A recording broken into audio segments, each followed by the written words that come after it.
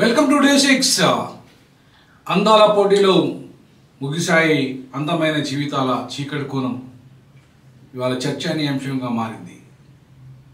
అందాల భావనలు నిజంగా పాపం వాళ్ళు నవ్వే నవ్వు వెనుక ఎంతటి చీకటి బతుకులు ఉన్నాయి, వాళ్ళ ఎంతటి కన్నిటి గాథలు ఉన్నాయి.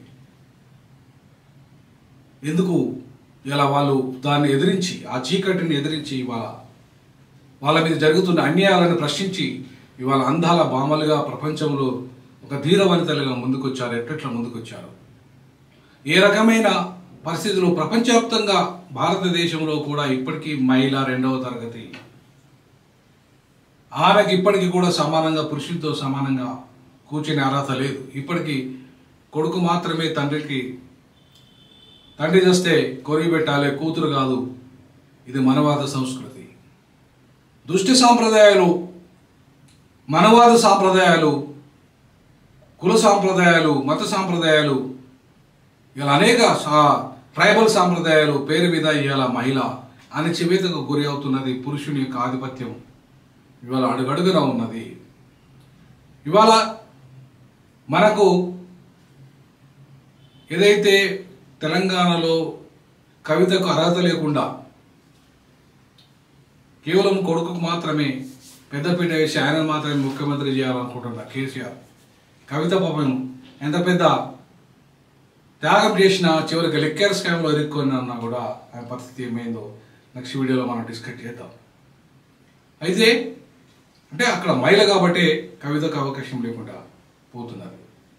అట్లనే ఇవాళ మహిళలు ఎంత అందమైన భామలై ఆత్మ సౌందర్యంతో ఆత్మస్థైర్యంతో ముందుకు వెళుతూ ప్రపంచంలో వాళ్ళ మీద జరిగిన అత్యాచారాలు, అవమానాలు, అన్యాయాలు, మానవ హక్కుల ఉల్లంఘన నువ్వు ఎదుర్కొని ఇవాళ అందాల పోటీలో నిలబడిన వ్యక్తులలో మనకు మిస్ వరల్డ్ పనామా ఎవరైతే కరోల్ రోడ్రిగ్స్ ఆమె లైంగిక వేధింపులకు ఆ దేశంలో చిన్నపిల్లలతో సహా అందరూ కూడా లైంగిక వేధింపులకు గురవుతూ ఏ రకమైన జీవితాన్ని ఏ రకంగా వాళ్ళంతా కూడా ఎదుర్కొంటున్నారో వయసుతో నిమిత్తం లేకుండా లైంగిక వేధింపుల బారిన పడి ఇవాళ వాళ్ళ జీవితాల్లో చీకటిమయం ఎట్లా అవుతున్నాయి.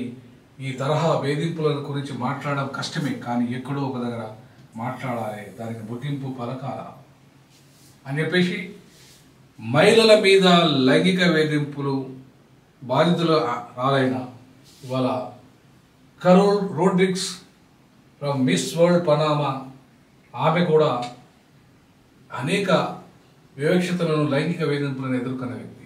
అలాగే ఇవాళ మనకు కనబడుతున్నది ఇంకొక మిస్ వరల్డ్. ఎవరు అంటే ఆమె మిస్ వరల్డ్ స్వీడన్ ఈసాబెల్ ఆస్. ఈ రోడ్రిగ్స్ తర్వాత మనకు ఇవాళ ఈసాబెల్స్ ఆమె మిస్ వరల్డ్ స్వీడన్. అక్కడ 14 ఎప్పుడే నా కెరీర్ ప్రారంభమైంది. Swedish federation of volunteer defence education and ట్రైనింగ్లో కెరీర్ ప్రారంభమైంది. మగవారితో పోలిస్తే 10 రెట్లు ఎక్కువగా నేను కష్టపడాలని ఆమెకు అర్థమైంది. అక్కడ ఎంత దుర్మార్గంగా ఇవాళ మా కమాండింగ్ ఆఫీసర్ నన్ను పక్కకు లాక్కెళ్ళి బలవంతం చేయబోయాడు. అప్పుడు నా వయసు 17 ఏళ్ళు. అప్పుడే అనుకున్నా నేను కాకపోతే ఇంకెవరు మార్పు తీసుకొస్తారని. స్వీడిష్ సాయుధ దళాల్లో అధికారులు ఎంత దుర్వినియోగం చేస్తున్నారో ఓ పరిశోధనలో వ్యాసం రాశాను. బూట్స్ టు హీల్స్ అంటూ నా కథని ఒక పుస్తకంగా రాయబోతున్నాను.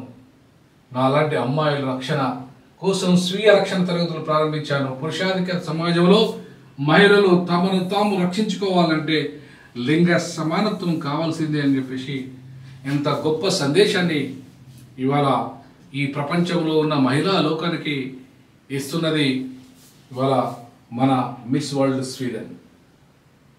అలాగే ఇవాళ మిస్ వరల్డ్ సొమాలియా జైనాబ్ జామా ఆమె కూడా నిన్నటిని మార్చలేదు, కానీ రేపటిని మార్చొచ్చు.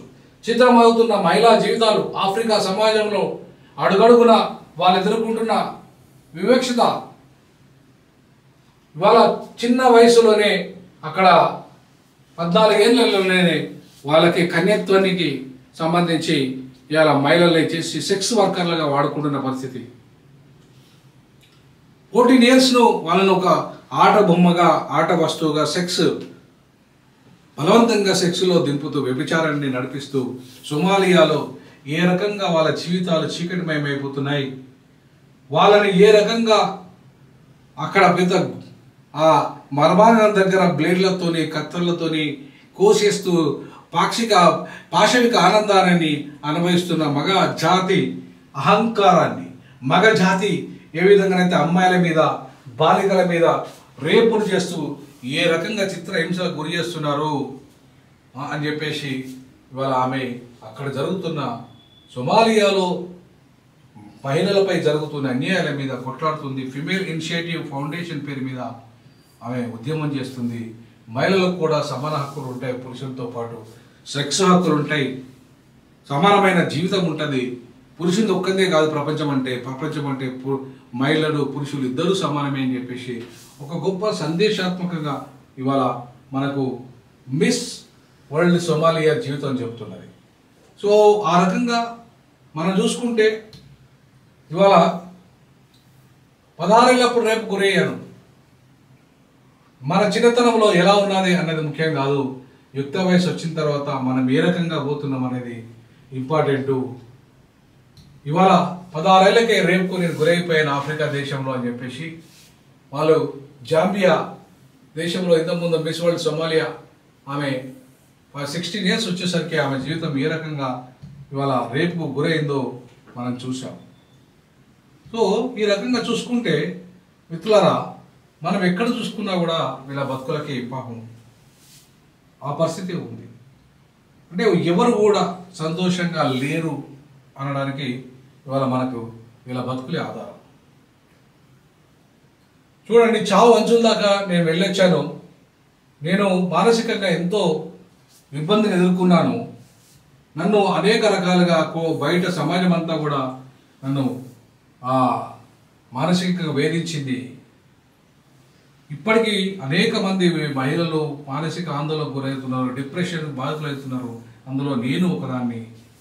ఆ చావు అంచుల దాకా వెళ్ళి వచ్చేసి ఎందుకు రావాలి, ఎందుకు ఈ చీకటి బతుకులు అని చెప్పి ఈ వెలుగు ఇవ్వాలి సమాజానికి, అందులో మహిళలకి అని చెప్పేసి ఆమె మిస్ కెమాన్ ఐలాండ్ ఆమె జాడా రామున్ ఈ అందమైన అమ్మాయి ఇక చీకటి బతుకులు మనకొద్దు, మనం వెలుగునిద్దాం ఈ ప్రపంచానికి అని చెప్పేసి ఏ మానసిక శోభకి ఈమె గురైందో ఆ మానసిక శోభ నుండి తన సమాజాన్ని, మహిళా సమాజాన్ని బయట వేయడానికి ఆమె ఎంత ప్రయత్నం చేసిందంటే ఆమె మాటల్లో చెప్తే కన్నీటి గాథగా తయారైంది.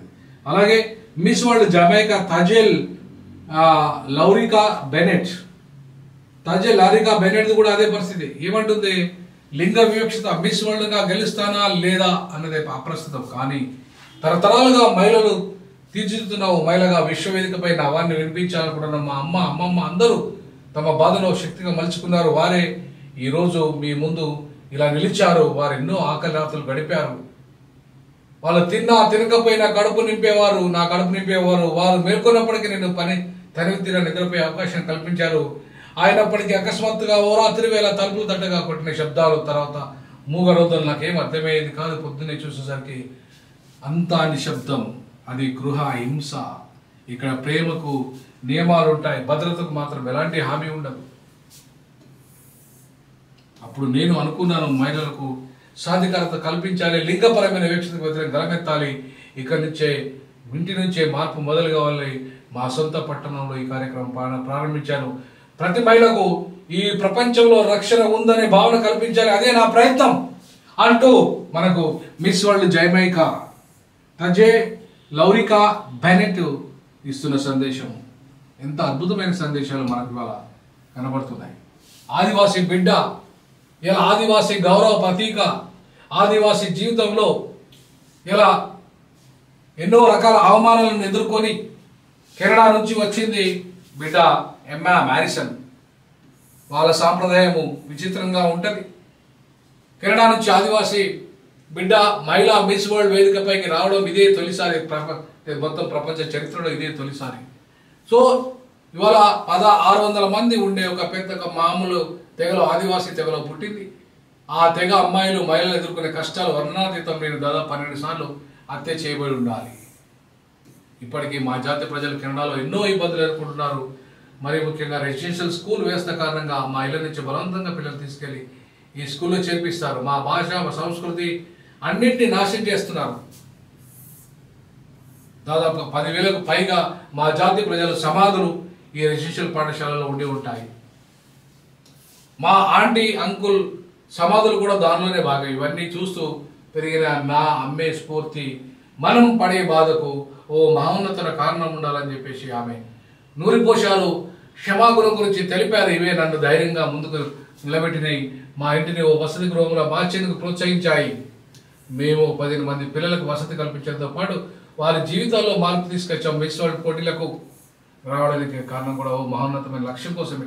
మా జాతి సాధికారకు కృషి చేయడానికి ఇక్కడ వరకు వచ్చా. రీకనెక్టింగ్ విత్ ద రిబ్బన్స్ అంటూ ఓ ప్రాజెక్ట్ను ప్రారంభించాను. మా తెగలో రిబ్బన్ స్కర్ట్స్ ధరించడం సాంప్రదాయము. ఈ ప్రాజెక్టుకు $10,000 వరకు నిధులు సేకరించాను. ఒకవేళ మిస్ వరల్డ్ కిరీటం గెలిస్తే అది ఒక చారిత్రం కావచ్చు. ఇతరులు ఆ బాటలో నడిచే విధంగా నేను చేయొచ్చు అని చెప్పేసి ఇవాళ అద్భుతంగా వాళ్ళ జీవితాలని ఇవాళ మనం ముందుంచారు. అంటే చూడండి, ఎంత అందమైన అమ్మాయిలైనా అందమైన జీవితాలు కావాలి. ఇలా ఆత్మ స్థైర్యంతో ముందుకు నడుస్తున్న ఈ బిడ్డలు అందాల పోటీల్లో వచ్చి ప్రపంచవ్యాప్తంగా ఉన్న నల్ల దేశాలు, కెనడా దేశము, తెల్ల దేశాలు, నల్ల దేశాలు, యూరోప్ దేశాలు, ఆఫ్రికా దేశాలు, ఇలా అన్ని దేశాల్లో నుండి వచ్చిన ఈ బిడ్డలంతా ఎంత దుర్మార్గమైన చీకటి బతుకులను ఎదుర్కొన్నారు. కానీ ఇవాళ వాళ్ళ జీవితం ఒక స్ఫూర్తి. మహిళా లోకం వాళ్ళ జీవితాన్ని ఒక స్ఫూర్తిగా తీసుకోండి. చీకటి ఎప్పుడు చీకటిగా ఉండదు. 24 గంటల్లో 12 గంటలు చీకటి ఉంటే 12 గంటలు వెలుగు. ఒక మనిషి వెలుగులో జీవించాలంటే చీకటిని ఎదుర్కోవాలి, కష్టాలను ఎదుర్కోవాలి, కన్నీళ్ళను ఎదుర్కోవాలి, వాటిని ఎదిరించి ప్రశ్నించాలి. అప్పుడే నీకు వెలుగు వస్తుంది. వీళ్ళ జీవితాలన్నీ అదే సందేశాలు ఇస్తున్నాయి. ధైర్యంగా ముందుకు రండి మహిళలారా. ఆకాశంలో సగమైన మహిళలు అవకాశాలు సగం లేరు. అన్యాయంలో మాత్రం 90% ఉన్నారు. ఇది పోవాలంటే మహిళలు ప్రశ్నించడం నేర్చుకోవాలి. ప్రశ్నతోనే మీ జీవితంలో మార్పు మొదలవుతుంది. ఆ దిశగా అడుగులు వేయాలని చెప్పేసి D6 రీజాక్ భావిస్తుంది. జై భీమ్, జై పులే, జై పెరియార్ కామెంట్ రూపంలో మీరు తెలియజేయండి. ఇది ఉద్యమ ఛానల్. మీరు ఆర్థికంగా సహకరించండి, షేర్ చేయండి, లైక్ చేయండి, కామెంట్ కూడా చేయండి. జై భీమ్, జై పులే, జై